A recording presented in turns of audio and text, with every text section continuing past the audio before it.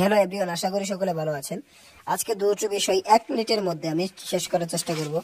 খাদান খাদান 3 দিনে 3,05,00,000 টাকা কালেকশন করেছে এবং সিনেমার বাজেটটি হচ্ছে 6 কোটি, অর্থাৎ অর্ধেক বাজেট রিকভার হয়েছে 3 দিনে, অর্থাৎ এক সপ্তাহের মধ্যেই বাজেট রিকভার হয়ে যাবে। তারপরে ব্লকবাস্টার হাতে কেউ আটকাতে পারছে না বলে জানা যাচ্ছে এবং 3 কোটি টাকা হিউজ কালেকশন। তো খাদান ভালো করেছে, অর্থাৎ পরবর্তী সব মুভি ভালো করবে। তো আজকে এই ভিডিওটা এখন আসি সুপারস্টার শাকিব খান বা মেগাস্টার শাকিব খানের কাছে। এখন রায়হান রাফি করছেটা কি? এটা হলো কি ভাই, আসার কথা ছিল তুফান 2, আসলো বরবাদ, তাণ্ডব, শের। তুফান 2 কখন? ওয়েট জাস্ট ওয়েট, একটু ধীরে ধীরে শুনুন। তুফান 2 আসছে আগামী 2026 সালের কোরবানি ঈদে। তাহলে বলতে পারেন এত দেরি কেন?